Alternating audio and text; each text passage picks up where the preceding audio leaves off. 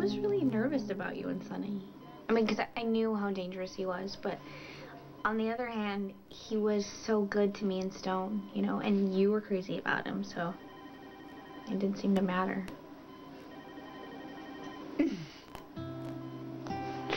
What? I went to such extreme lengths to manipulate him into asking me to move in with him.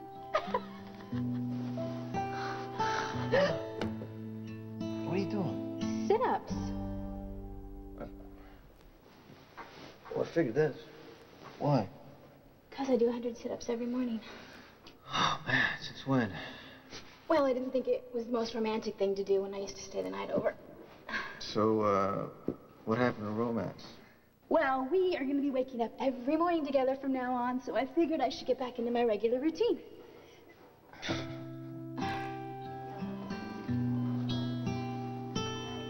I had these moments with Brenda that I couldn't believe, because she would do anything to be with me. I bet you never admitted it, though, right? Well, you know, it was too cool.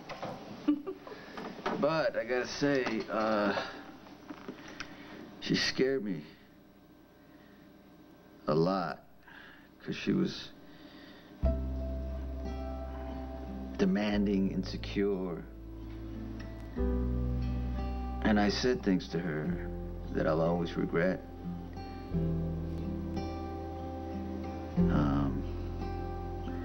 But like I said, when it was good, it was good.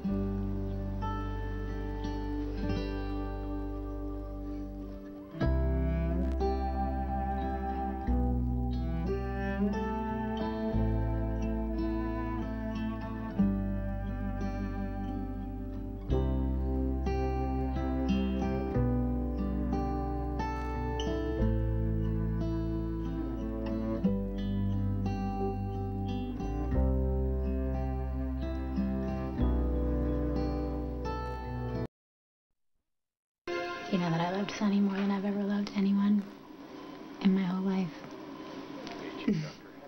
Dr. Garrett? He was my whole world. It was a little more complicated for him. He was very secretive. I mean, he still is. I know. Funny, because now I understand having to keep secrets, but back then I just couldn't wrap my brain around it. Didn't matter, though. I still thought nothing would ever stop us. Do you think it was fate? Yes, I do. I did. I just felt so important when I was with him. The first time ever, just felt like I mattered. Like he was that person, you know? That person. The person who loves you forever no matter what. I'm sorry, going on and on. No, it's okay. Well, you don't want to hear about, you know, me and other women while you were raising our son and Benson. Her. Sonny, you didn't know, because I didn't tell you. If I had known, you know, I'd have been there. I know, but then you never would have had Brenda. And I wouldn't have got to raise Dante exactly the way that I wanted to. Right? And as it is, we've got a fabulous son that we can both be very proud of. You know, I'm really happy that you feel that you can confide in me like this. I don't think I've ever seen this side of you before. Well, you know, I don't know, I can't really explain it. I've had, you know, a lot of beautiful women, including yourself, of course. No, I mean, I used to own a strip joint, so I could have had like a lot of girls, you know. Yeah, but something was different about Brenda. You know, what set her apart? Well, she was spoiled. She was, you know, rich. She lived a privileged life, treated it like it was nothing. And you just had to prove that you were good enough, right? Well, I started that way, and then it became a lot more, you know, because I couldn't believe that I could feel that much for somebody. And then she gave me her heart and soul, and I couldn't get enough. Sonny, I really like getting this little Thank you. A glimpse into the middle of your life. Of course, I knew you so well when we were growing up, and I know you now. But everything that happened in the middle was always kind of a mystery to me. Well, you're probably better off. Because when I left Bencherners to go to the Paradise Lounge, was not my finest hour. I was going down the wrong road. And I didn't know at the time that when they shut down the Paradise Lounge that it would be the best thing for me because I was right in position to take over for Frank Smith when he died. Right. And it's the first time I got a taste of serious money, real power. Right. Force to be reckoned with, as they say. And Brenda was with me through all that. And then we lived in this, like, apartment over Luke's club, right? It was quite the setup. I mean, right now it just seems like it's cliche, but, you know, it was probably the best place I ever lived. I can see it right now. I see some shiny sheets, a lot of smoked glass, black leather, little chrome. Yeah, chrome everywhere. So much chrome that if you looked at it, it would blind you. And then it had, like, a dimmer for the lights to set the mood, right? Candles and all that kind of stuff. Sweet. It's very slick, because I was pretty slick when I was young. Yeah, you're still pretty slick. Brenda saw right through all that, you know. She wanted the best for me. She expected me to have more. Basically, if it wasn't for her, I wouldn't be who I am. We just had so much fun. You and Sonny and me and Stone. I know. We did. The good times definitely outweighed the bad times. Yeah.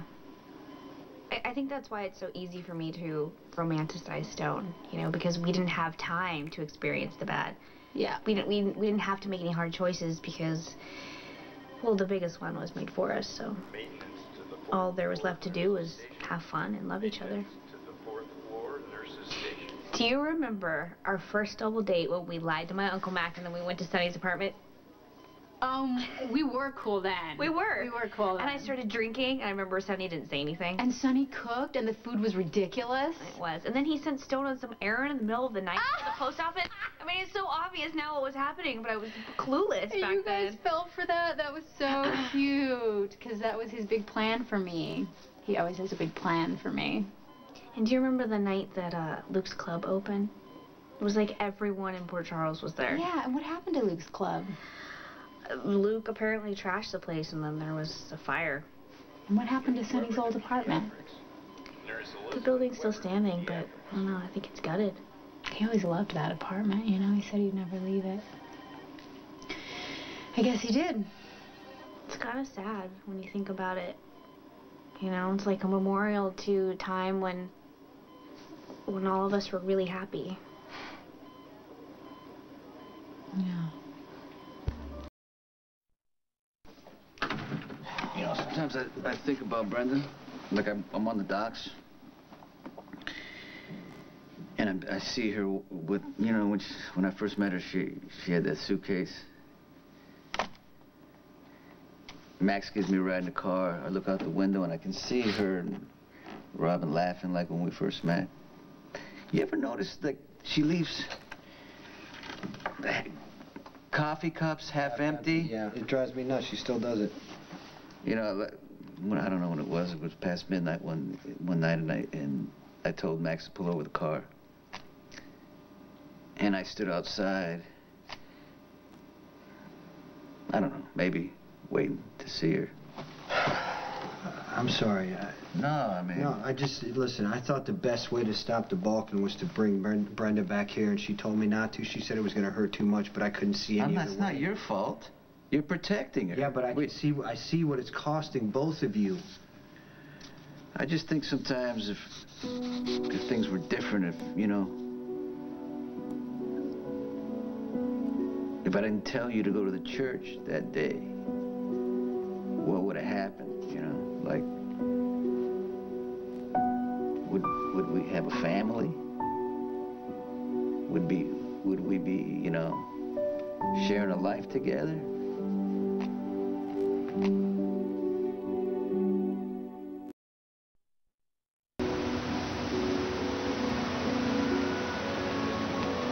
Hey. You got the door open. I'll take you inside. Oh, thank you so much.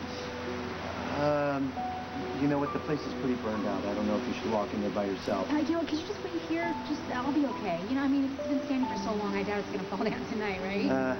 You know, I don't like it. Yeah, but you could just stand right by the front door, and you have my cell phone, I have yours. It'll be fine. Look, Brenda, I'm supposed to stay with you. Okay, all right? Just, if anything happens, you make sure you call me, all right? Yes, I promise.